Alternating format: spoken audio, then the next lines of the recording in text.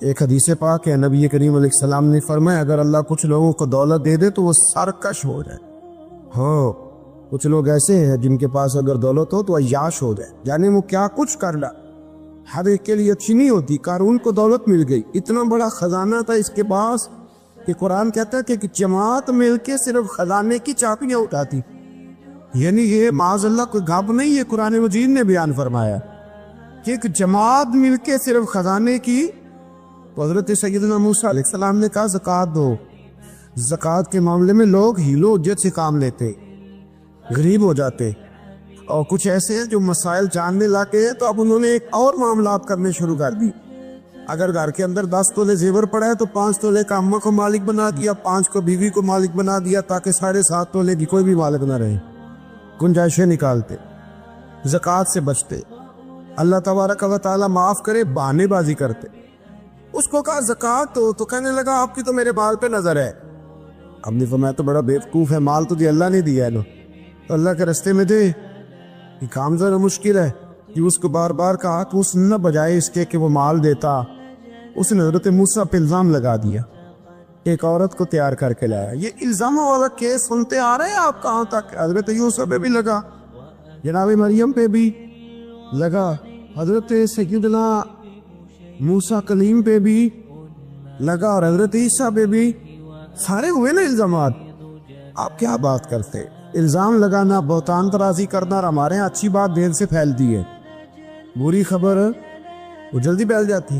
ایک عورت کو تیار کر کے لایا معاذ اللہ تعالیٰ حضرت موسیٰ پر الزام لگانے کے لیے، اور جب وہ بی بی آپ کے سامنے لا کے کھڑی کی تو حضرت موسیٰ نے جلال فرمایا تجھے قسم ہے اللہ کی عزت کی، سچ سچ بتا معاملہ کیا ہے۔ تو وہ خاتون کانپنے لگی، کہنے لگی میں موسیٰ کلیم کے سامنے کیسے کھڑی ہو سکتی؟ مجھے تو اس نے پیسے دے کے تیار کی، مجھے اس نے مجھے پیسے دے کے تیار کیا ہے، اور بڑی اس نے مجھے تکلیف دی ہے، پیسے دے کے اس نے تیار کیا۔ یہ جب کہا تو حضرت موسیٰ علیہ السلام رونے لگے کہ تو سارا کچھ کرتا پر میری سفید چادر پہ داغ تو نہ لگانے کی کوشش کر۔ آپ رونے لگے۔ اب یقین کریں لوگ تکلیف دیتے ہیں، بازو کا ایسی بات کرتے جس کا کوئی وجود نہیں ہوتا، اور آپ کو نہ کردہ گناہ کی سوال کا جواب دینا پڑ جائے، کتنی مشکل ہوتی ہے۔ یعنی جو کام آپ نے کیا نہیں، اگر اس کام سے سوال پوچھا جائے تو کتنا مشکل اور کٹھن مرحلہ ہوتا ہے۔ تو یہ کچھ لوگ کر دیتے ہیں لیکن وہ سمجھتے نہیں۔ کلیم تھے نا اللہ کے، بڑا جگرا ہے نا، لیکن رو پڑے، کہنے لگے تجھے ایسا نہیں کرنا چاہیے، کہنے لگے اللہ اب اسے سزا دے۔ تو رب کریم نے اس کے سارے ساز و سامان سمیت اسے زمین میں دھنسا دیا، وہ زمین میں غرق ہو گیا اپنے خزانے سمیت۔ اپنے دل میں تکبر نہ آنے دے میرے بھائی۔ اسی طرح سے کچھ لوگوں کو دولت کا بہت ہی تکبر ہے، دولت کا بہت ہی تکبر ہے۔ میاں صاحب نے کہا تھا دانش مندہ دا کم نہ ہی دل دولت نہ لانا، اس بوٹی تے کئی خاون کیتے تو جو کیتا سو کھانا۔ یہ تو کبھی اس کے پاس ہوتی ہے کبھی اس کے پاس ہوتی ہے۔ میرے نبی کریم علیہ وآلہ وسلم نے ارشاد فرمایا جس نے دولت کا پیچھا کیا اس نے تو اپنے دین کو نقصان پہنچایا۔ حضرت ام ربیہ ایک خاتون گزری ہیں، بڑی نیک اور پرہیزگار تھی، اللہ سے بہت ڈرنے والی۔ ان سے کسی نے کہا زندگی میں انقلاب کیسے آیا؟ تو کہنے لگی میرے والد نے، میں ایک معزز اور شریف خاندان سے تعلق رکھتی تھی تو میرے باپ نے میرا نکاح کر دی۔ جس آدمی کے ساتھ میرا نکاح ہوا بہت مالدار تھا، اللہ نے اسے بڑا نوازا تھا، لیکن جتنا اس کے پاس دولت تھی اس سے زیادہ بڑھ کر اس کے پاس دولت کا تکبر تھا۔ چھت پہ میں اور میرا شوہر بیٹھے تھے تو ایک غریب آدمی نے دروازے پہ آ کے دستک دی، اس نے کچھ مانگا تو میرے شوہر نے کہا کہ لوگ کس قدر پریشان کرتے، کھانے کے وقت بھی آ جاتے، سونے کے ڈانٹ تو اس کو۔ فرماتی ہے جب میں باہر نکلی نا اس کی میں نے حالت دیکھی تو مجھے ترس آیا۔ اس کے ہونٹوں پہ جمی ہوئی خشکی نے بتایا کہ پتہ نہیں بیچارے نے کب سے روٹی کھائی، اور اس کی آنکھیں ترس رہی تھی، لگتا تھا کہ کئی دروازوں سے ہو کر اور خالی آیا ہے۔ تو کہتی میں نے اپنی جیب سے اپنے شوہر سے آنکھ بچا کے چند آنے جب اس کی طرف بڑھائے تو میرے شوہر نے دیکھ لی، نیچے آیا، میری اجازت کے بغیر تم نے فقیر کو دیا، میری اجازت کے بغیر اب تم اتنی با اختیار ہو گئی ہو۔ کہ بنا میری اجازت کے دو گی؟ کہتے بس اسی جرم میں اس نے مجھے طلاق دے دی۔ میں شریف زادی تھی پر انتہائی تکلیف کے عالم میں واپس آئی، اور کہتے ہیں جب میں واپس پہنچی بڑی تکلیف میں پہنچی، میرے والد بڑے پریشان ہوئے۔ جب بیٹی کو طلاق ہی ہو جائے کیا حالت ہوتی ہے؟ فرماتی ہے کہ پھر کچھ عرصے کے بعد میرے والد نے تلاش کرنا شروع کیا، ڈھونڈنا شروع کیا، غور کرنا شروع کیا، لیکن کوئی مناسب رشتہ نہ ملتا تھا۔ کہتے ہیں تلاش کرتے کرتے 2، 2.5، 3 سال لگ گئے۔ ایک شخص نے بڑی رغبت کے ساتھ میرا رشتہ مانگا اور بڑی محبت کے ساتھ اس نے طلب کیا اور بڑی منت کی۔ کہتے ہیں میرے ابا نے طے کر دی، شادی کی پہلی رات جب وہ حجرہ عروسی میں داخل ہوا، کہتے ہیں میں نے اس کا چہرہ دیکھا تو میں پریشان ہو گئی۔ یہ تو وہ شخص ہے جو میرے دروازے پہ بھیک مانگنے آیا تھا، تو وہی ہے جس کی خاطر مجھے طلاق ہوئی۔ تو کہتی ہے وہ شخص روئے اور کہنے لگے کہ میں بڑے اعزاز کے ساتھ تجھے رکھوں گا۔ مجھے جب خبر ملی کہ میری وجہ سے تمہیں طلاق ہوئی تو میں نے اپنے رب کریم کی بارگاہ میں بڑی دعائیں مانگی، بڑی محنتیں کی، بڑی جد و جہد کی، پھر میں نے کچھ مال کمایا، اس قابل ہوا کہ میں تمہارے ساتھ نکاح کر سکوں۔ کہتی ہوں میری بڑی قدر کرتا، میرا بڑا اکرام کرتا، بڑے اعزاز سے مجھے رکھتا، دنیا کی وہ ساری سہولتیں جو ایک خاوند اپنی بیوی کو دے سکتا ہے وہ مجھے دیتا، اور لوگوں سے بڑھ کر میرا وہ اعزاز کرتا کہ میں نے اس کی خاطر 2، 2.5 سال تکلیف سہی تھی۔ کہتے ایک دن میں بیٹھی تھی چھت پہ خاوند کے ساتھ کھانا کھا رہی، فقیر مانگنے والا آیا دروازے پر، اور جب اس نے آ کے صدا لگائی تو میرا خاوند کہنے لگا اس میرے گھر سے کوئی خالی نہیں جانا چاہیے، اسے ضرور دینا اور جتنا مانگے تھوڑا زیادہ ہی دے دینا۔ کہتے میں نیچے اتری اور جب میں نے یوں کر کے آگے اس کی طرف خیرات بڑھائی، اس نے بھی کاسا کشکول آگے بڑھایا اور میری نظر پڑی تو میں دھڑام سے چیخ مار کے گری۔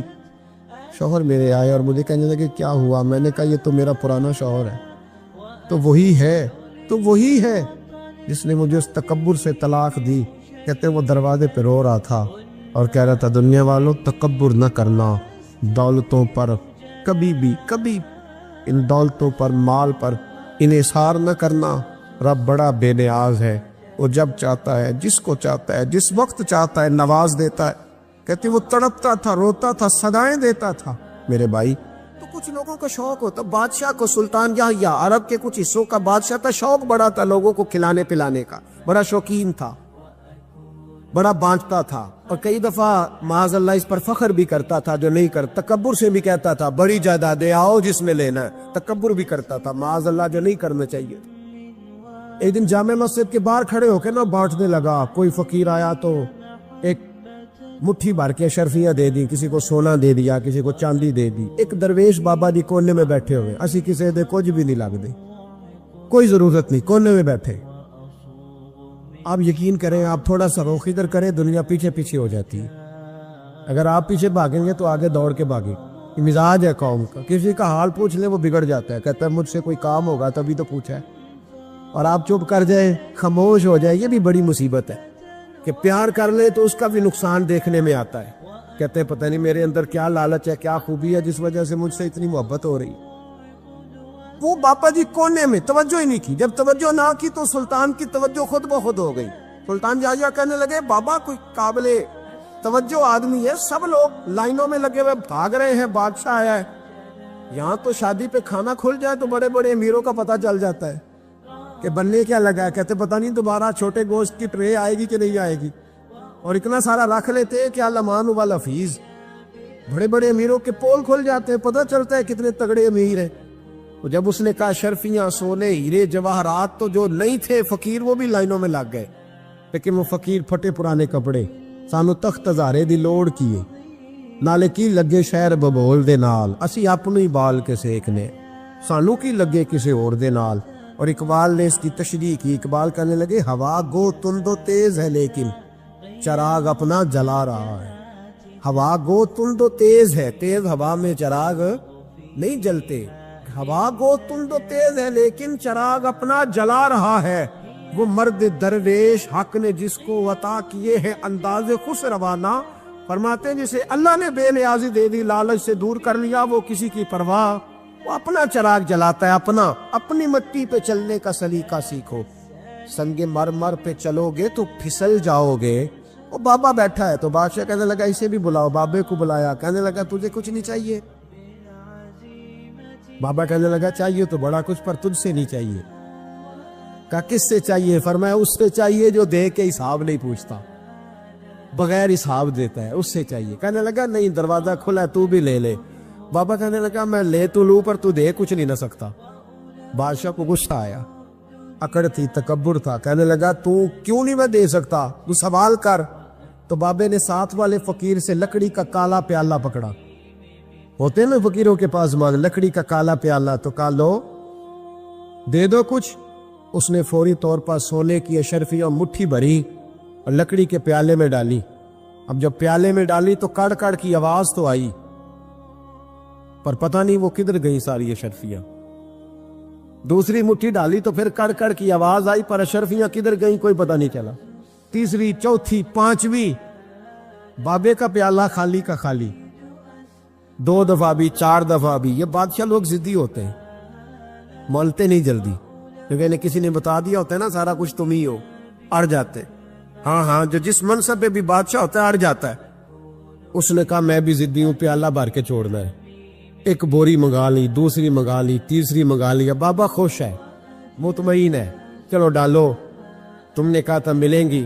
اب وہ مٹھی ڈالتا، کبھی اشرفیاں، کبھی ہیرے، کبھی چاندی، پر پتہ نہیں کدھر جاتی۔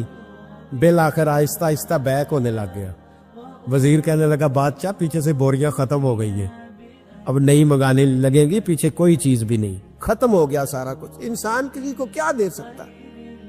کیا ہاں وہ انسان بڑا نوازتے ہیں جن کے پاس خزانے بھی اللہ کے دیے ہوئے ہوتے ہیں، وہ نوازتے ہیں لوگوں، وہ نوازتے۔ کہا تو کیا دے سکتا ہے؟ بادشاہ جب تنگ آ گیا نا بادشاہ، تو گھوڑے سے نیچے اتر آیا اور بابے کے پیروں میں بیٹھ کے کہنے لگا بابا یہ پیالہ ہے کس بلا کا نام؟ نیچے کون سا کنواں ہے کہ جو کنواں جو نیچے گراتا ہی جاتا ہے اور جو بھرتا ہی نہیں ہے؟ تو اب بادشاہ کا ہاتھ رکا تو بابے نے پیالہ چھوڑ دیا اور بڑا قیمتی لفظ کہا۔ بابا کہنے لگا بادشاہ یہ انسانی خواہشات کا پیالہ ہے، یہ انسان کی خواہشوں کا پیالہ ہے، یہ لالچ کا پیالہ ہے، یہ کبھی بھر سکتا۔ انسان کبھی کہتا ہے یا اللہ اپنا مکان دے دے بڑا راضی ہوں، اسے اپنا مل جاتا ہے، پھر کہتا ہے نہیں سوسائٹی میں ہونا چاہیے۔ قطب الاقطاب حضرت خواجہ قطب الدین بختیار کاکی رحمۃ اللہ علیہ فرماتے میں حضرت خواجہ معین الدین چشتی رحمۃ اللہ علیہ کی خانقاہ میں بیٹھا تھا، اچانک ایک تاجر، ایک دنیا دار شخص آیا۔ حضرت خواجہ معین الدین چشتی رحمۃ اللہ تعالی علیہ کے سامنے بیٹھے ہوئے آپ کے ایک مرید شیخ علی علیہ رحمہ جن کا نام تھا، ان کی طرف وہ تاجر تیزی سے بڑھا اور شیخ علی کا گریبان پکڑ لیا۔ میرے پیسے کب دو گے اور کتنے وعدے کرو گے؟ لاؤ میری رقم واپس کرو۔ حضرت خواجہ معین الدین چشتی رحمۃ اللہ علیہ ساری صورتحال سے بے خبر تھے، جلدی سے اٹھے اور اٹھ کر کے اس تاجر سے کہا کہ معاملہ کیا ہے، بات کیا ہے؟ کہ حضور بہت عرصے تھے آپ کے اس مرید شیخ علی نے میری رقم دینی ہے اور واپس نہیں کرتا۔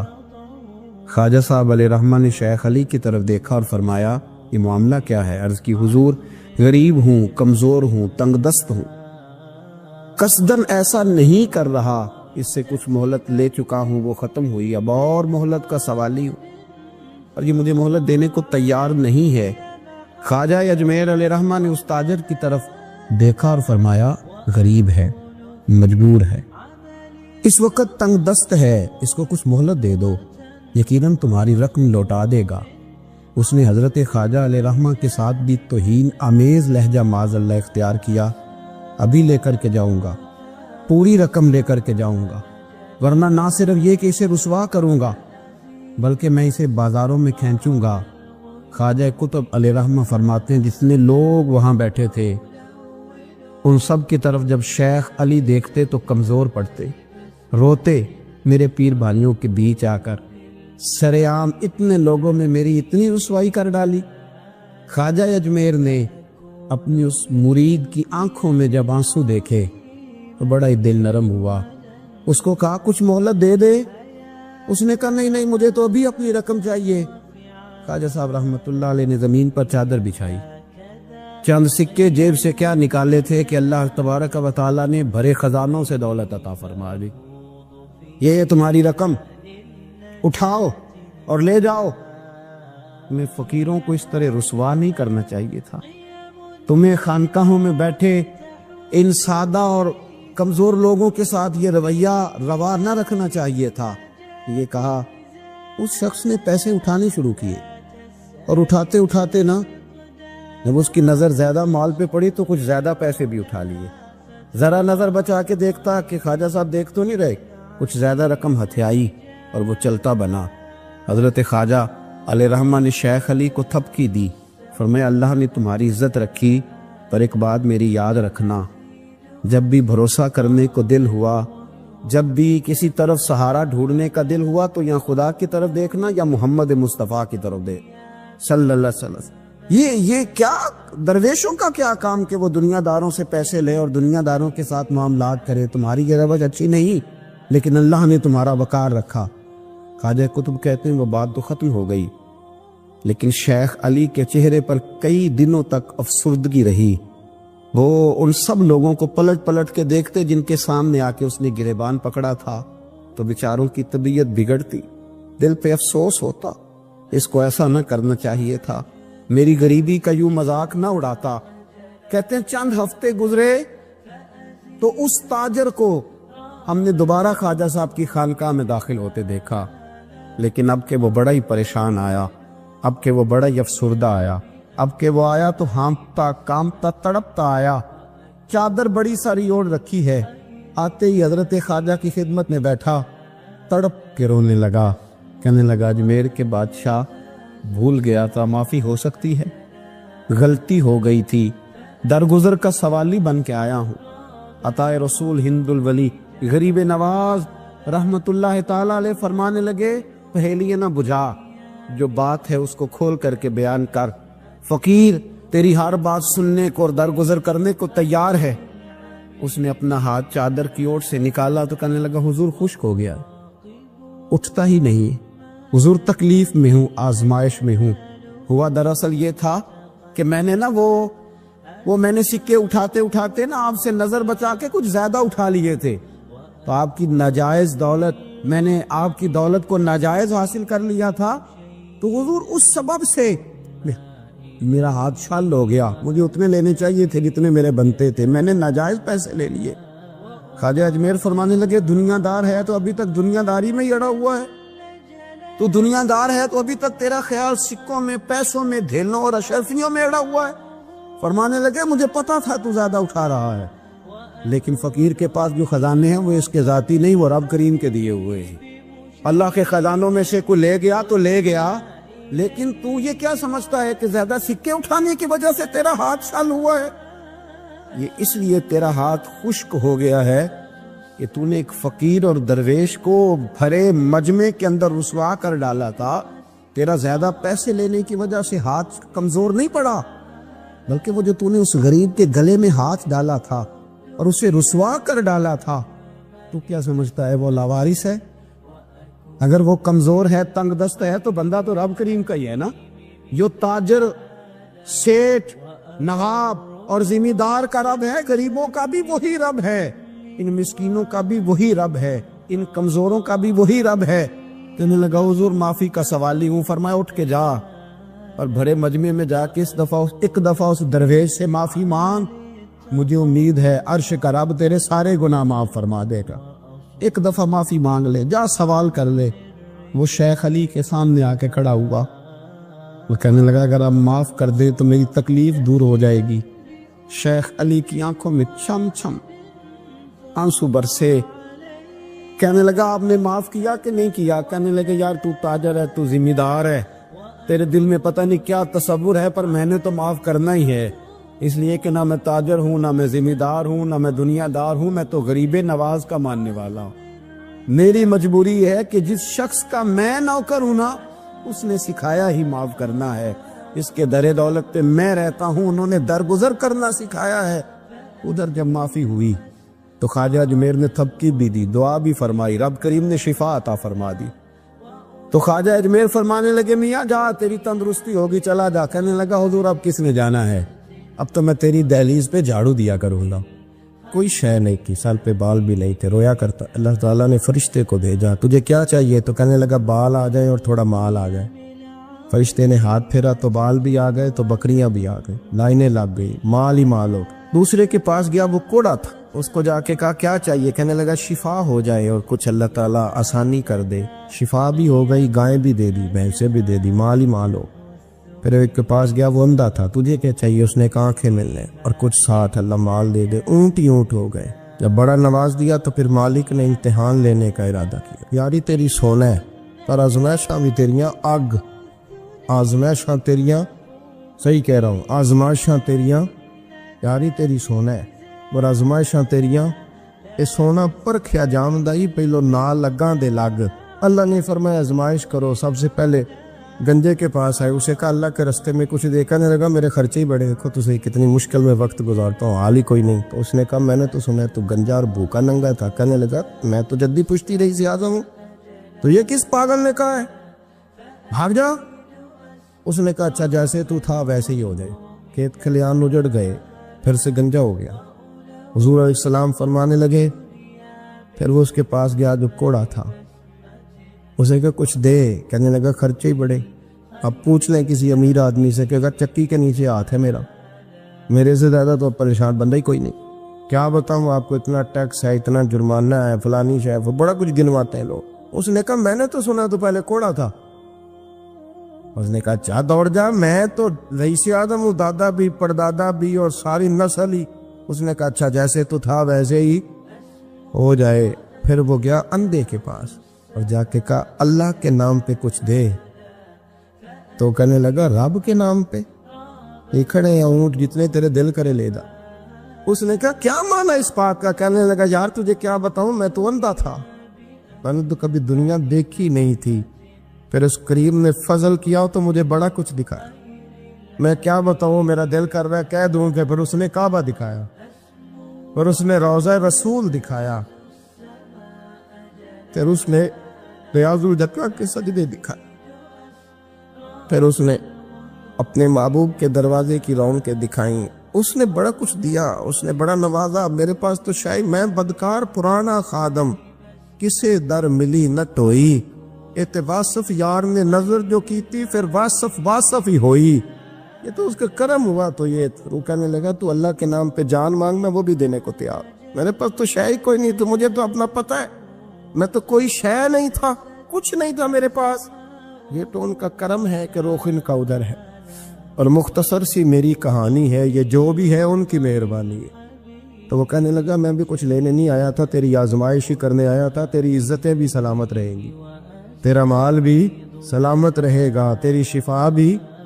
اپنی زندگی میں کبھی بھی اللہ کی بارگاہ سے توجہ ادھر ادھر نہ کریں، چھوڑے لوگ کیا کر رہے ہیں، دنیا کیا کہہ رہی، کبھی بھی اپنی توجہ دائیں۔ ہمارا یہ مسئلہ بن گیا کہ ہماری سیاست ہے، ہماری دنیا داری ہے، ہم بندوں کو راضی کرنا چاہتے ہیں، ہم دیکھتے ہیں کون کس طرح، اور آپ یقین کریں آپ تھک جائیں گے، بندے راضی نہیں ہوں گے، وہ نہیں راضی ہوتے۔ آپ ان کو منا کے لائیں گے تو ادھر والے نکل جائیں گے، ادھر کو منائیں گے تو ادھر والے نکل جائیں گے۔ اس چکر سے باہر آئیں، اس رب کو راضی کریں جو فرماتا ہے ان الذین آمنوا وعملوا الصالحات سیجعل لهم الرحمن ودا۔ فرمایا تو ایمان لانے کے بعد نیک عمل کر، میں لوگوں کے دلوں میں تیری محبت پیدا کر دوں۔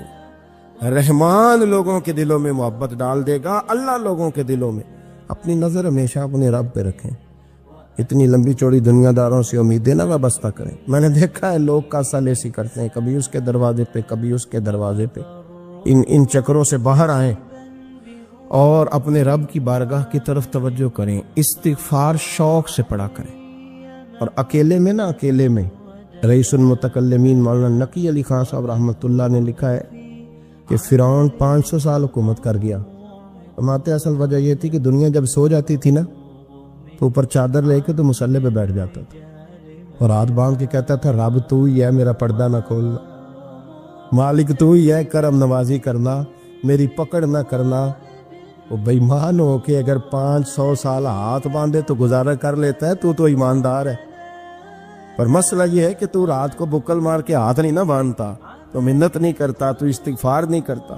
توبہ کریں تو بچے رہیں، وہ اتنی لمبی حکومت کر گیا چونکہ رات کو کہتا تھا مالک رب تو ہی ہے، لیکن مہربانی فرما میری پکڑ نہ فرمایا تو اللہ نے تو اس کو مہلت دے دی۔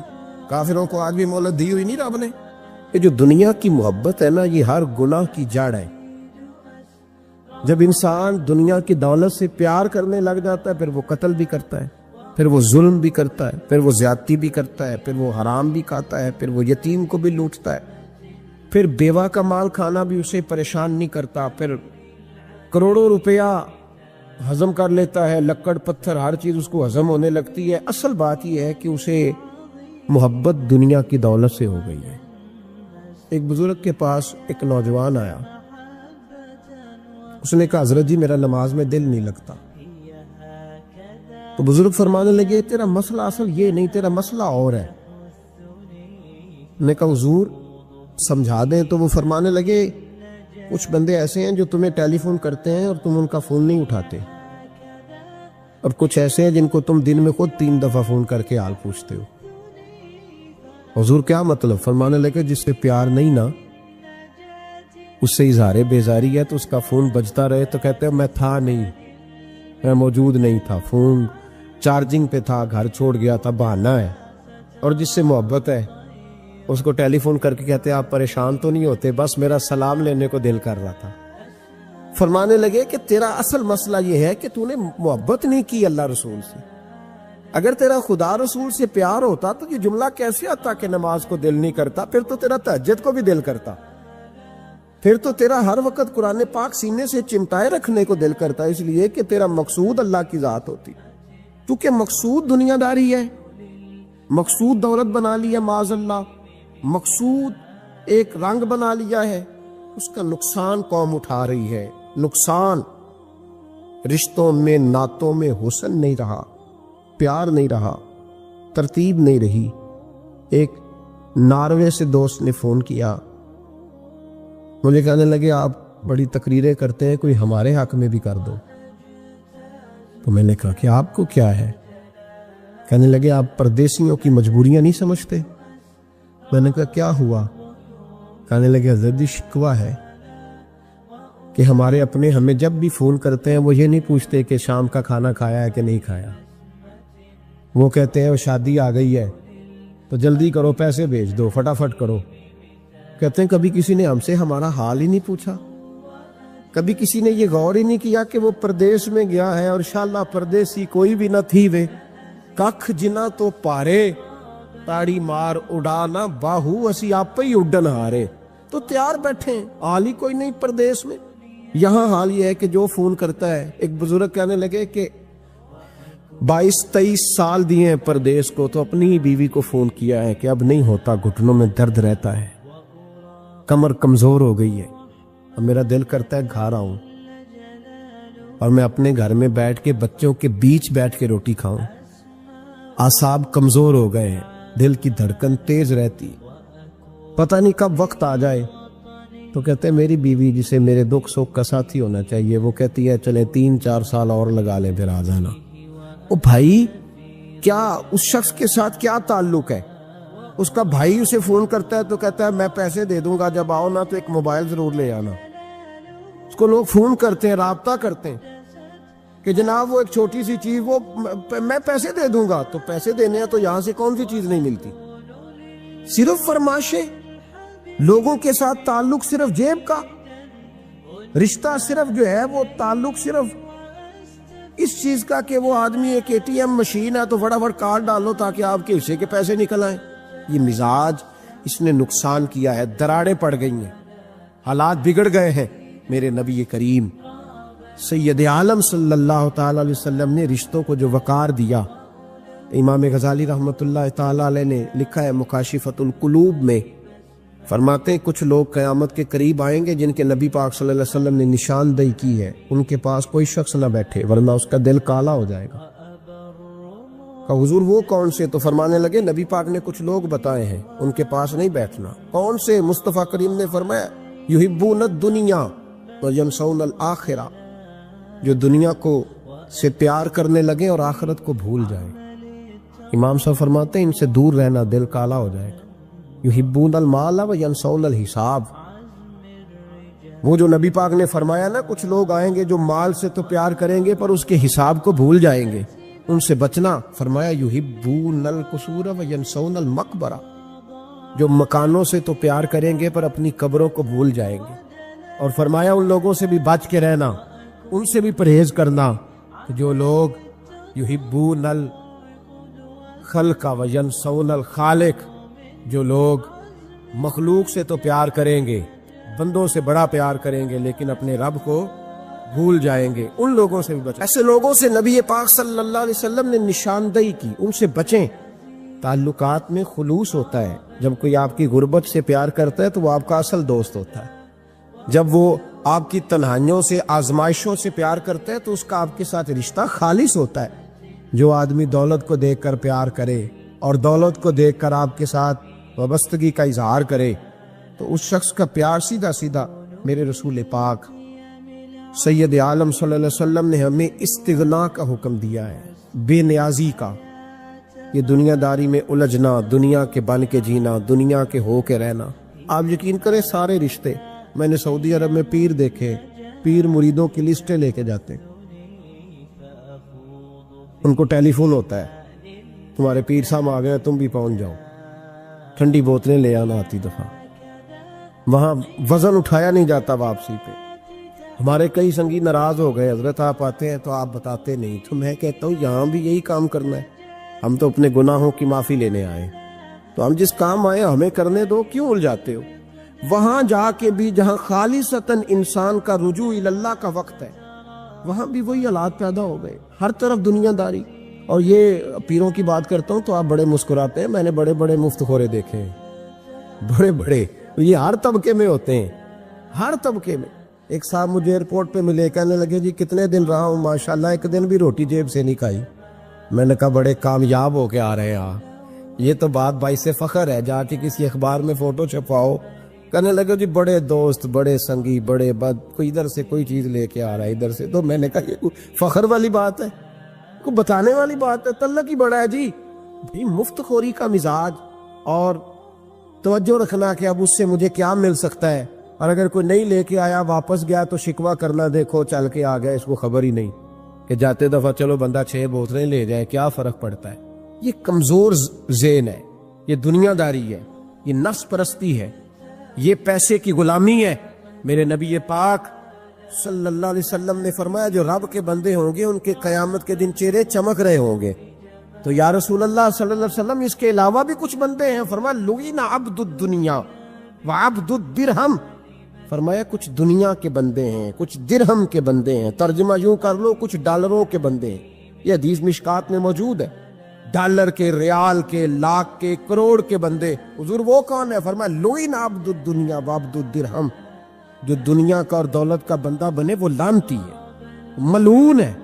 یہ خدا کا بندہ رہا ہی نہیں، یہ پیسوں کا بندہ بن گیا ہے، دولت کا بندہ بن گیا ہے، اس کا معیار بدل گیا ہے۔ حضرت سالم بن عبداللہ بن عمر، حضرت عمر فاروق کے پوتے تھے، کعبے کا طواف کر رہے تھے، طواف مکمل ہوا، 8واں استلام کر کے مقام ابراہیم کے پاس نماز پڑھنے لگے تو خلیفہ وقت کا آ گیا، گورنر۔ السلام علیکم کے بعد اس نے فوراً بات چھیڑی، کہنے لگا حضور کوئی حکم ہو تو بتائیے گا۔ تو آپ کہنے لگا تو بڑا ہی بیوقوف ہے یار، تجھے کس نے گورنر بنایا؟ بڑا تو بیوقوف ہے، تجھے تو سلیقہ ہی نہیں بات کرنے کا۔ حضور کیا ہوا؟ فرمانے لگے خدا کے گھر میں آ کے اور کعبے کے سامنے کھڑے ہو کے میں بندوں سے سوال کروں، یہاں آ کے بھی بندوں سے مانگوں، تو بڑا ہی بیوقوف ہے۔ سامنے اس کا گھر ہے، سامنے اس کا گھر ہے بیت اللہ اور حجر اسود اور مقام ابراہیم اور مقام ملتزم، اور یہاں بھی میں بندوں سے مانگوں؟ کہتا ہے مجھے بھی کبھی کسی نے ڈانٹا نہیں تھا، میرے بھی پیروں تک پسینہ نکل گیا، تو میں مسجد الحرام سے باہر نکل کے، یوں سمجھ لیں کہ جب لوگ باب عبدالعزیز سے یا باب فہد سے باہر آ جاتے، کہتے ہیں باہر نکل کے نا میں کھڑا ہو گیا، میں نے کہا چلو فارغ ہو کے آتے ہیں تو بات کرتا ہوں۔ حضرت فارغ ہو کے آئے تو میں نے کہا حضور اب تو بیت اللہ سامنے نہیں، اب بھی کوئی سوال کرے؟ تو فرمانے لگے اچھا ضروری ہے؟ کہا حضور ضروری ہے۔ تو فرمانے لگے چل پہلے بتا تجھ سے دین مانگوں کہ دنیا مانگوں، بول۔ تو کہنے لگا حضور میرے پاس تو دنیا ہی ہے، دین تو آپ کے پاس ہے۔ جب یہ جواب دیا تو حضرت سالم چلنے لگے، اور چلتے چلتے فرمانے لگے جا اپنا کام کر، دنیا تو میں نے اس سے کبھی نہیں مانگی جس نے دنیا بنائی ہے، میں نے اس سے نہیں کبھی مانگی، تو تو کیا حیثیت رکھتا ہے؟ میں نے تو اس سے بھی جب بھی مانگا ہے یا اس کا قرب مانگا ہے یا اس کے رسول کی غلامی مانگی ہے۔ فرعون نے معجزات پیش کرنے کے لیے کہا تو حضرت موسیٰ علیہ السلام نے اپنا عصا زمین پہ ڈالا، اپنا عصا، اپنی چھڑی، اپنا ڈنڈا زمین پہ ڈالا تو وہ ایک واضح اژدہا بن گیا۔ پھر حضرت سیدنا موسیٰ علیہ السلام نے اپنا ہاتھ گریبان سے نکالا تو وہ دیکھنے والوں کے لیے روشن ہو گیا، ہاتھ کے اندر نور پیدا ہو گیا۔ ید بیضا لیے بیٹھے ہیں اپنی آستینوں میں۔ فرعون کے سرداروں نے حق کو قبول کرنے کی بجائے اسے جادو قرار دے دیا اور کہا کہ یہ تمہیں اپنے ملک سے نکالنا چاہتا ہے۔ انہوں نے کہا اس معاملے کو ذرا ڈھیل دو اور جادوگروں کو جمع کرو۔ جادوگر آئے، انہوں نے فرعون سے کہا کہ ہم حضرت موسیٰ کے مقابلے میں جادو تو دکھائیں گے معاذ اللہ، لیکن اگر ہم غالب آ گئے تو پھر ہمارا انعام کیا ہوگا؟ سودا پہلے طے کر رہے ہیں، کیا انعام ملے گا؟ اس نے کہا کہ اگر تم غالب آ گئے تو میں تمہیں اپنا قریبی بنا لوں گا۔ بادشاہوں کا قریبی ہونا بھی تو بڑی بات ہے نا، لوگ بڑے پاپڑ بیلتے ہیں قریبی ہونے کے لیے، اور یہ جو قریبی ہوتے ہیں نا، بالخصوص جو بادشاہوں کے قریبی ہوتے ہیں، بادشاہوں کی تباہی کا سبب بھی یہی لوگ ہی بنتے ہیں۔ یہ ان کو روز خبر دیتے ہیں کہ سب اچھا ہے، سب اچھا ہے، اور دنیا کے زیادہ تر حکمران انہی لوگوں کی وجہ سے تباہ ہوتے ہیں کیونکہ ان کا خود عوام سے رابطہ نہیں رہتا۔ اگر وہ خود عوام کے ساتھ ڈائریکٹ رابطہ کریں تو شاید انہیں اچھی اور صاف ستھری چیزیں سمجھنے کو مل جائیں۔ خیر، جادوگروں نے جب کہا ہمیں کیا دو گے تو اس نے کہا تمہیں قریبی بنا لوں گا۔ جادوگروں نے موسیٰ علیہ السلام سے کہا کہ آپ پہل کریں گے یا ہم پہل کریں؟ تو موسیٰ علیہ السلام نے کہا تم پہل کرو۔ جب جادوگروں نے اپنی رسیاں زمین پہ ڈالیں تو لوگوں کی نگاہوں کو سحر زدہ کر دیا، جادو کر دیا اور انہیں ڈروا دیا۔ انہوں نے کہا یہ تو بڑا جادو لے آئے۔ تو اللہ تعالیٰ نے حضرت موسیٰ علیہ السلام کو حکم دیا کہ آپ بھی اپنا عصا زمین پہ ڈالیں۔ ان کی رسیاں سام بن گئی تھی نا، دراصل وہ سام بنی نہیں تھی، لوگوں کی آنکھوں پر جادو ہو گیا تھا، انہیں سانپ نظر آ رہا تھا۔ فرمایا آپ بھی اپنا عصا زمین پہ ڈالیں۔ وہ عصا سانپ بنا اور جادوگروں کی ساری چیزوں کو نگل ہی گیا۔ ان کی بہت ساری رسیاں سانپ بنی تھی، ان کا ایک ہی عصا سانپ بنا اور سب کو نگل گیا۔ اس طرح کے معجزے کی حقانیت اور جادوگروں کا بہتان ثابت ہوا اور فرعونی رسوا ہو گئے۔ جادوگر سجدے میں گر گئے اور اللہ پر ایمان لے آئے۔ فرعون نے انہیں دھمکی دی کہ تم میری اجازت کے بغیر ایمان لے آئے ہو، میں تمہارے ہاتھ اور پاؤں مخالف سمت سے کاٹ دوں گا، یعنی الٹا ہاتھ کاٹ دوں گا، سیدھا پیر کاٹ دوں گا، میری بغیر اجازت ایمان لے آئے ہو، اور تمہیں سولی پہ بھی چڑھوا دوں گا۔ انہوں نے کہا کہ ایمان لانے کی پاداش میں تم ہمیں سزا دینا چاہتے ہو؟ پھر انہوں نے اللہ تعالیٰ سے صبر اور استقامت کی دعا کی۔ اس کے بعد فرعون نے بنی اسرائیل کے بیٹوں کو قتل کرنے کی اور بیٹیوں کو زندہ چھوڑنے کا حکم دے دیا۔ موسیٰ علیہ السلام نے قوم کو صبر کی تلقین کی اور کہا کہ نیک انجام اہل تقوی کے لیے۔ یہاں ایک لطیف بات ہمارے صوفیاء نے بھی لکھی ہے۔ صوفیاء کہتے ہیں کہ فرعون نے کلمہ نہیں پڑھا اور جادوگر کلمہ پڑھ گئے۔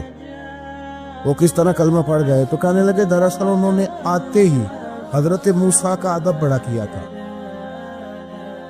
جادوگر حضرت موسیٰ کے مقابلے میں آ کے بھی ان سے کہتے ہیں کہ رسیاں آپ پہلے ڈالیں گے کہ ہم ڈالیں؟ آپ عصا پہلے رکھیں گے کہ ہم رکھیں؟ تو اتنا سا ادب کیا تو رب کریم نے فرمایا جو نبی کا ادب کرے وہ بے ایمان نہیں رہ سکتا، جو نبی کا ادب کرے وہ بے ایمان نہیں رہ سکتا، اور جو نبی کی بے ادبی کرے وہ ایماندار نہیں رہ سکتا۔ ختم ہو گئی بات۔ یہاں ہمارے صوفیاء نے یہ بات لکھی ہے کہ چونکہ انہوں نے آتے ہی کہا تھا کہ آپ پہلے ڈالیں گے یا ہم پہلے ڈالیں، تو حضرت موسیٰ سے انہوں نے پوچھ لیا، نبی کے پوچھے بغیر پہل نہیں کی تو اللہ نے انہیں ایمان کی دولت عطا کر۔ تعالیٰ نے فرعونیوں پر قحط سالی کا عذاب نازل کیا۔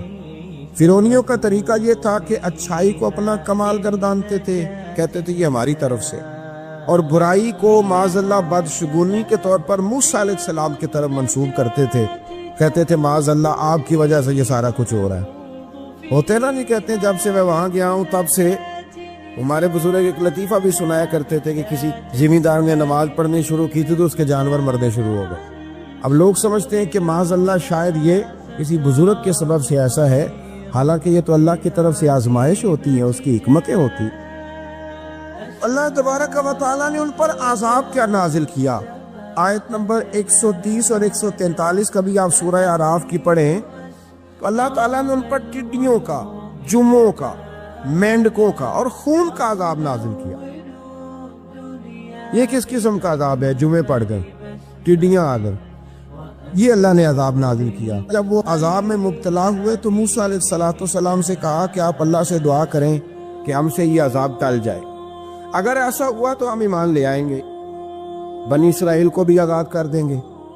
لیکن موسیٰ علیہ السلام کی دعا کے نتیجے میں جب عذاب ٹل جانے کے بعد فرعونی پھر اپنے وعدے سے پھر گئے۔ بنو قریظہ والوں نے بھی کئی دفعہ حضور سے وعدے کیے پر اپنے وعدوں پر قائم ہیں۔ ایک بات آپ سے یہاں روک کے عرض کر دوں، حضرت موسیٰ کلیم اللہ علیہ السلام، صوفیاء نے اس روایت کو لکھا ہے، بالخصوص مکتوبات 2 صدی میں بڑے خوبصورت انداز میں موجود ہے۔ حضرت موسیٰ علیہ السلام کو نا اللہ کی طرف سے ایک حکم ہوا کہ اس بستی میں جو سب سے نیک آدمی ہے نا اسے ڈھونڈ کے لائے۔ میرا خیال ہے یہ حکم ہمیں ملتا تو یا میں نیک نکلتا یا میرے پیچھے جو ہاتھ باندھ کے چلتے ہیں وہ نیک نکلتے، باقی نہیں کوئی اللہ ماشاء۔ یہ کیسے ہو سکتا ہے کہ کوئی اور بھی نیک ہو؟ حضرت موسیٰ اللہ کے نبی ہیں، اب مجھے بتائیے جسے حضرت موسیٰ علیہ السلام نیک کہیں گے وہ کتنا کو نیک ہوگا؟ اور پوری بستی میں سے چنا ایک بندہ جناب کلیم علیہ السلام نے اللہ کے حضور پیش کیا، مالک یہ سب سے نیک ہے۔ اب حکم ہوا کہ اس نیک کے ذمے لگائیں کہ بستی میں سے سب سے گناہگار ڈھونڈ کے لائے۔ اب یہ کام میرے اور آپ کے ذمے لگتا تو سارے گناہگار تھے، کوئی شے ٹھیک ہے ہی نہیں سرے سے۔ جس سے بھی آپ سنیں گے اس کے پاس کوئی منفی خبر ہی ہے، اللہ ماشاءاللہ۔ جو سب سے گناہگار ہے اسے ڈھونڈ کے لائیں۔ تو حضرت کلیم علیہ السلام نے حکم دیا، فرمایا بھائی تم نہ بستی میں سے سب سے گناہگار بندہ ڈھونڈ کے لاؤ۔ تو اس نے عرض کی حضور یہ کام بڑا مشکل ہے، میں نہیں کر سکتا، میرے والا نہیں۔ فرمایا نہیں آپ نہیں کرنا ہے۔ جب حکم سنا تو عرض کرنے لگے پھر مجھے 3 دن کی مہلت دے دے۔ کہا دے دی 3 دن کی مہلت۔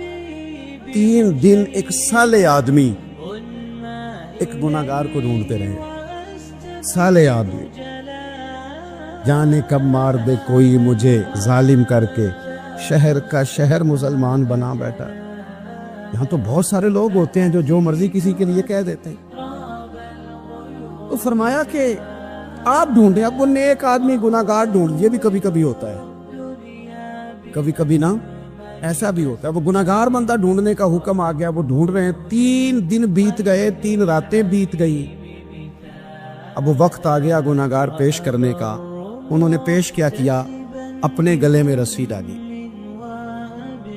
اپنے گلے میں رسی ڈالی، اور حضرت کلیم کے ہاتھ میں تھما کے عرض کی حضور کچھ لوگوں کے گناہ میری نظر میں آئے تھے پر مجھے صرف ان کا شک تھا کہ یہ گناہ اس نے کیا ہوگا، صرف شک تھا، لوگوں کا شک تھا، پر میرے جو ہیں وہ تو مجھے پکی یاد ہے نا کہ میں نے کیے۔ لہذا اس بستی میں نا سب سے گناہگار میں ہی ہوں، بس عدل کریں تے پھر تھر تھر کمبن، یہ عدل کریں تے پھر تے تھر تھر کمبن، بڑیاں اونچیاں شانہ والے تے جے تو فضل کریں تے پھر بخشے جامن میرے جے منہ کالے، میں ہی سب سے گناہگار ہوں۔ حضرت کلیم علیہ السلام نے بھی اس کو دیکھا تو دست شفقت اس کی کمر پہ رکھا، بارگاہ خداوندی سے حکم آیا اے کلیمی سے فرما دے یہ جو تیرے دل میں عاجزی ہے اسی کی وجہ سے تو رب نے تجھے سب سے زیادہ درجہ عطا فرمایا۔ پھر اللہ تبارک و تعالی نے بنی اسرائیل کو سمندر پار کر کے ایسی قوم کے پاس پہنچا دیا جو بتوں کی پرستش کرتی تھی، وہ تو بچ گئے لیکن فرعونی سارے دریا کے اندر غرق ہو گئے۔ حضرت موسیٰ علیہ السلام سے کہنے لگے کہ ہمارے لیے بھی یہ خدا بنا دیجئے۔ حضرت موسیٰ علیہ السلام نے فرمایا بت پرستی کرنے والے جاہل ہے۔ یہ بت پرست قوم کے پاس جب گئے نا بنی اسرائیل والے، بت پوچھتے ہوئے دیکھا تو کہنے لگے ہمارے لیے بھی سامنے بنا کے رکھ دو۔ فرمایا یہ تو جاہل ہے، تم انہیں دیکھ کے اثر قبول کر رہے۔ اور اپنی جاہلیت کے باعث یہ ہلاک ہونے والے بھی ہیں۔ پھر اللہ تعالیٰ نے بنی اسرائیل پر اپنی نعمتوں کا ذکر فرمایا، اور موسیٰ علیہ السلام نے اپنی قوم میں ہارون علیہ السلام کو اپنا جانشین فرمایا اور کوہ طور پر تشریف لے گئے۔ اللہ نے فرمایا وہاں آ جائے، میں آپ کو تورات عطا کرتا ہوں۔ 40 دن کا یہ عرصہ تھا۔ موسیٰ علیہ السلام نے وہاں پہ جا کے، وہ سارا واقعہ بھی انہی آیات میں ہے کہ حضرت موسیٰ نے عرض کیا تھا کہ رب ارنی، یا اللہ میں تجھے دیکھنا چاہتا ہوں، تو فرمایا لن ترانی، تو نہیں دیکھ سکتا۔ وہ بھی یہاں اللہ نے ذکر فرمایا۔ پھر اللہ تعالیٰ نے اپنی ایک تجلی جب کوہ طور پہ ڈالی تو حضرت موسیٰ علیہ السلام داب نہ لا سکے اور بے ہوش ہو گئے، اور پہاڑ بھی ریزہ ریزہ ہو گیا۔ اس کا ذکر بھی اللہ نے انہی آیات میں فرمایا۔ آیت نمبر 144 سے 155 تک حضرت موسیٰ علیہ السلام کو رسالت عطا کرنے، کلیم اللہ کا منصب عطا کرنے، تورات عطا کرنے کا ذکر ہے۔ آگے چل کے بتایا کہ جو متکبر لوگ ہیں نا، وہ آیات الہیہ سے منہ پھیرتے، اور جو لوگ اللہ کی آیات اور قیامت کو جھٹلاتے ہیں، ان کے اعمال باطل ہیں۔ پھر موسیٰ علیہ السلام کے کوہ طور پر قیام کے عرصے میں بنی اسرائیل کے زیورات سے پچھڑا بنا کر اسے معبود بنانے کا ذکر ہے۔ ان میں ایک جادوگر تھا سامری، سنا ہے سلالہ میں اس کی قبر ہے۔ حضرت موسیٰ کوہ طور پہ چلے گئے تو اس نے پیچھے سے نا سونے کا ایک بچڑا بنا لیا، اس میں سونے کی تاریں اس کے منہ میں لگائیں، ہوا چلتی تھی تو بجتی تھی۔ اتنے کمزور عقیدے کی یہ قوم تھی کہ انہوں نے فٹافٹ ماننا شروع کر لیا، فٹافٹ ماننا، کہنے لگے یہ ٹھیک ہے۔ چنانچہ موسیٰ علیہ السلام جب واپس آئے تو قوم پر غصے اور افسوس کا اظہار فرمایا اور کہا میرے پیچھے تم نے ایسا برا کام کیا ہے۔ انہوں نے تورات کی تختیاں بھی زمین پہ ڈالیں اور اپنے بھائی ہارون علیہ السلام کا سر پکڑ کے اس سے جواب طلبی کی۔ انہوں نے کہا اے میرے ماں جائے، بڑے خوبصورت لفظ ہے قرآن پاک، اے میرے ماں جائے، اے میرے بھائی، قوم نے مجھے بے بس کر دیا اور قریب تھا کہ یہ مجھے قتل بھی کر دیتے۔ اب آپ مجھ پر سختی کر کے دشمنوں کو ہنسنے کا موقع نہ دیں، کبھی بھی دشمنوں کو اپنے اوپر ہنسنے کا موقع نہ دینا چاہیے۔ پھر آیت نمبر 151 میں موسیٰ علیہ السلام کی دعا اور کلمات استغفار کا ذکر ہے۔ آگے چل کے بتایا کہ غصہ ٹھنڈا ہونے پر موسیٰ علیہ السلام نے تورات کی تختیوں کو اٹھایا، جن کی تحریر میں اللہ سے ڈرنے والوں کے لیے ہدایت اور رحمت کی بشارت تھی۔ آیت نمبر 156 سے لے کر 158 تک میں موسیٰ علیہ السلام کی دعا کا ذکر ہے، جس میں انہوں نے اپنی قوم کے لیے اللہ تعالیٰ سے دنیا اور آخرت کی بھلائی مانگی۔ اللہ تعالیٰ نے فرمایا یہ کامل نعمت میں ان لوگوں کو عطا کروں گا جو ایمان کے ساتھ تقوی بھی اختیار کرے، یہ انہیں ملے گی نعمت، اور پھر وہ زکوٰۃ دیں گے اور اس عظیم رسول یعنی نبی کریم صلی اللہ تعالی علیہ وآلہ وسلم کی وہ پیروی کریں گے۔ اپنے ذہن میں تہیہ کرے کہ اب ہم نے بدل جانا ہے۔ شوگر ہو جائے تو بدلنا پڑتا ہے، اللہ معاف کرے چینی چھوڑنی پڑتی ہے، من پسند مٹھائیاں چھوڑنی پڑتی ہیں، بدلنا پڑتا ہے۔ بلڈ پریشر ہو جائے تو یارو بدلنا پڑتا ہے۔ اگر انسان کو خدا نہ خواستہ کوئی مرض لگ جائے تو بدلنا پڑتا ہے۔ اولاد پیدا ہو جائے تو بدلنا پڑتا ہے۔ گھر میں بیٹیاں پیدا ہو جائیں تو بوڑھے باپ کو بدلنا پڑتا ہے۔ بال سفید آ جائیں تو پھر بھی تو بدل جانا چاہیے نا۔ انسان کی عمر 40 سال ہو جائے تو پھر بھی تو بدل جانا چاہیے۔ شب برات پہ توبہ کرے تو پھر بھی تو بدل جانا چاہیے۔ اب بدل جائیں، اب ہم بدل جائیں۔ اب نہ درد ہوتی ہے، گاڑی میں بیٹھے تو کمر پہ درد ہوتی ہے، اب ہم بدل جائیں۔ اب لوگ بتاتے ہیں تیرے بال سفید ہونے لگ گئے، اب ہم بدل جائیں۔ اب لوگ ہمیں کہتے ہیں بچے جوان ہو گئے، اب ہم بدل رہے نا یارو۔ اب لوگ ہمیں کہتے ہیں کہ اوہو اب تو آپ اٹھتے وقت زمین پہ پہلے ہاتھ رکھتے ہیں پھر اٹھتے ہیں، اب بدل نہ جائیں۔ اب محسوس ہوتا ہے کہ نیند گہری نہیں آتی، محسوس ہوتا ہے کہیں کہیں جسم میں تکلیف ہے، اب بدل نہ جائیں۔ اب نہ کئی کلاس فیلو چلے گئے دنیا چھوڑ کے، بدل نہ جائیں۔ اپنے بہن بھائیوں میں سے کئیوں کا جنازہ پڑا، بدل نہ جائیں۔ ہم میں سے کئیوں نے ماں باپ دفن کر دیے، پھول ڈال دیے قبروں پہ، بدل جائیں۔ اب وقت تھوڑا رہ گیا، اب کچھ تبدیلی کی طرف آئیں، اب توبہ صحیح والی کر لیں، اب استغفار دل سے پڑھ لیں، اب تبدیل ہو جائیں، اب اپنے اندر باہر کچھ تبدیلیاں لائیں، اب اپنے ظاہر اور باطن کو سنواریں۔ اب اللہ رسول کی بارگاہ میں جانا ہے نا تو کہیں ایسا نہ ہو شرم آئے حضور کے سامنے کھڑے ہوتے، حیا آئے نبی کریم کی بارگاہ میں کھڑے ہوتے، اب کچھ تبدیلی لائیں، آج ارادہ کریں کہ آج جو توبہ کریں گے وہ صحیح والی کریں گے، آج جو وہاں استغفار کریں گے اللہ کے حضور حاضر ہو کے تو وہ صحیح والا کریں گے، اب کچھ تبدیلی کا مزاج لائیں۔ اور پھر ایک اور بات بھی عرض کروں، ہمارے ذاتی تعلقات سارے دھوکہ ہیں، ہماری جیبوں میں مال سارا دھوکہ ہے، ہمارے بلند و باغ دعوے سارے دھوکہ ہیں، ہمارے بڑے بڑے رتبے سارے دھوکہ ہیں۔ بڑے تعلقات تھے بیٹے کے، پر ماں بیمار تھی تو اسے صحت تو نہیں تعلقات کی وجہ سے ملی، بڑے تعلقات تھے نا بیٹے کے، لیکن جب بیماری زور پکڑ گئی تو پھر کیا کر سکا کوئی؟ بڑے تعلقات تھے، بڑا پیسہ تھا جیب میں، بڑا کچھ تھا، لیکن جب جناب اسرائیل آئے تو پھر کوئی کچھ بھی نہ کر سکا، پھر اپنے رہ گئے اور جس کو جانا تھا وہ سب چلے گئے۔ تو یہ جتنی چیزیں ہیں نا یہ کچھ نہیں ہے، یہ دھوکہ ہے۔ سچ صرف اللہ رسول کی ذات ہے، حقیقت صرف دین ہے، اصل صرف وہ بارگاہیں ہیں۔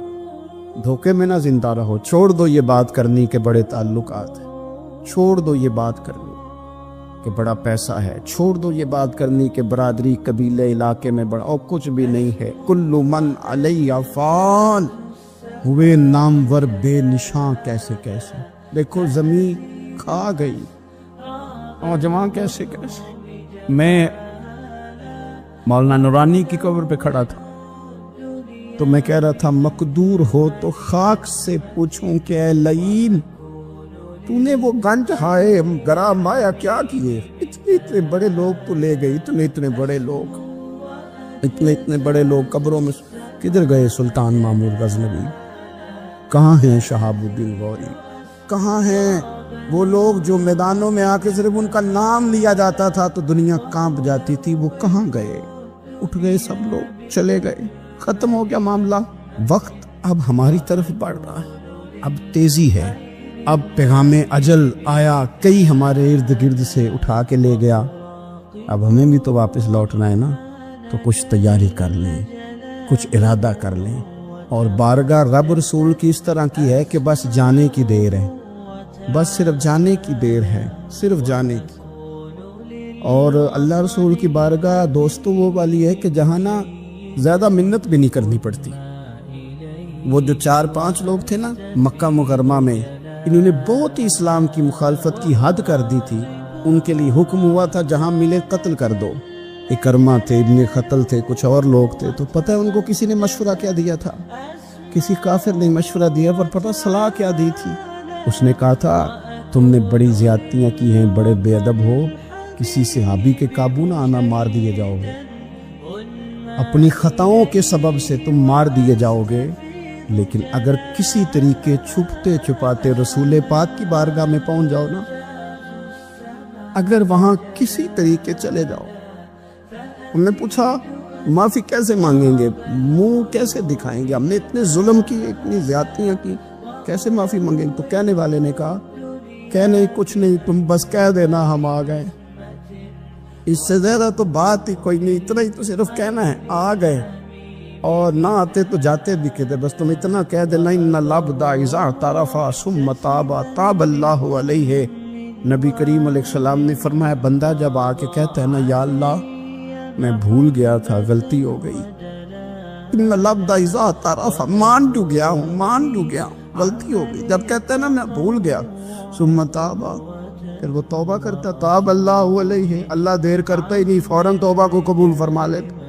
ہمارے ہاں نا کچھ لوگ تو طبعاً سخت ہیں، اللہ معاف فرمائے، اور کچھ رد عمل کے طور پر سخت ہو گئے، کچھ باتیں دلوں میں بیٹھ گئی ہیں جنہوں نے طبیعتوں کو سخت کر دیا۔ کبھی کہیں آپ بہو سے کہ چلو بوڑھی ساس سے اگر کبھی کو بات سخت نکل گئی ہے تو معاف کر دے، وہ تیار نہیں ہوتی، وہ کہتی ہے تمہیں پتہ نہیں میرے ساتھ کیا کچھ ہوا۔ कभी सास से कहा जाए ना चलो भूल गई थी बच्ची तो आप दरगुजर कर दें तो कहते तुम्हें पता नहीं मेरे अंदर सख्ती कितनी आ गई है, दुख कितने बैठ गए। हम ना तबीयतों में सख्ती कर बैठे, हमारे दिल धड़कते जरूर हैं लेकिन सिर्फ अपने बच्चों के लिए, हमारे सीनों में दर्द उठता जरूर है लेकिन सिर्फ अपनों के लिए। हमने ना 2 4 5 6 बातें जमा करके उन पर पूरा ज़हन बना के सख्त हो गए हैं, तबीयतें सख्त हैं, दिल सख्त हैं।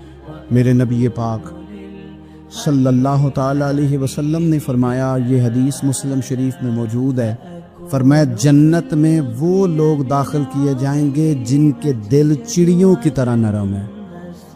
नरम दिल के लोग, माफ़ कर देने वाले, जल्दी मान जाने वाले। एक साहब थे, अपने भाई से नाराज़ हो गए और उन्होंने रिश्ते से इनकार कर दिया। पहले उनके बेटे की वहीं पे निस्बत थी, इनकार कर दिया। कई लोगों ने उनसे कहा, मैंने भी कहा, तो वो कहने लगे पीर साहब इज्जत बड़ी करता हूँ आपकी लेकिन मैं मर्द हूँ, एक दफ़ा ना कर दूँ तो फिर हाँ नहीं किया करता। तो मैंने उस साहब से कहा, मैंने कहा यूँ ना कर, अगर सुबह क़यामत तेरे बारे में कोई सख्त फैसला आ जाए और रब को मनाना हो किसी मकाम पर तो तू क्या कहेगा?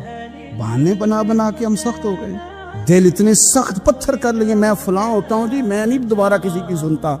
और खुदा के बंदो, मेरे नबी पाक अलैहिस्सलाम ने फरमाया मोमिन तो इस तरह होता है जिस तरह ऊंट के नाक में नकेल होती है, बिठा दो तो बैठ गया, उठ जाओ तो उठ गया। और हुजूर ने फरमाया वो लोग जो बहुत बद इखलाक हैं, झगड़ालू हैं, फसादी हैं, सख्त दिल हैं, वो लोग जन्नत में नहीं जाएंगे। जो झगड़े करते फिरते हैं, झगड़ालू लोग हैं। अजीज दोस्तों, अपनी जिंदगी के अंदर तबीयत में नरमी, अगर तबीयत नरम हो गई ना जी, मिजाज में नरमी आ गई, तो फिर आप महसूस करेंगे कि आप माफ़ करते भी जल्दी हैं और माफ़ी देते भी जल्दी हैं। फिर आपके ताल्लुकात बचेंगे, आपकी निस्बतें बचेंगी, आपके बहुत सारे रिश्तों में कुर्बत आएगी, टूटेंगे नहीं। एक तो दिल नरम करे, किसी शख्स के बारे में दिल में कोई बात है तो उसे माफ़ करें और माफ़ी दे। कुछ लोग बिल्कुल ठीक ठाक होते हैं, कोई नाराज़गी नहीं होती, लेकिन आपने बच्ची की शादी का कार्ड दिया नहीं तो और नाराज़ हो जाते। और फिर आप समझा रहे हैं, कायल कर रहे हैं, वो तैयार ही नहीं है कायल होने को। सुनो और इस हदीस को याद रखना, नबी पाक सल्लल्लाहु ताला अलैहि वसल्लम ने फरमाया जिसके पास उसका भाई उज़र लाया, भाई माफ़ी मांगने आया, अगर उसने माफ़ ना किया, अल्लाह के हबीब फरमाते मेरे हौज़े कौसर पे ना आए। तू सख्त होके बैठ गया, तू कहता है मेरे से पहले सुने, मैं आपको बताऊं इसने मेरे साथ किया क्या। और ठहर जा, अगर हिसाब किताब के बाद माफ़ी वाला उसूल रख लिया जाए कि पहले हिसाब किताब होगा, गलतियों का मदावा होगा, फिर माफ़ी होगी, तो यही हिसाब अगर रब करीम बंदों के साथ करे तो फिर मैं और आप किधर जाएंगे। तो इस सादी बात पे आ जाओ ना, तो 2 जुमलों में हुजूर ने समझाई है, फरमाया तुम रब के बंदों को माफ़ कर दो, अल्लाह तुम्हें माफ़ कर देगा।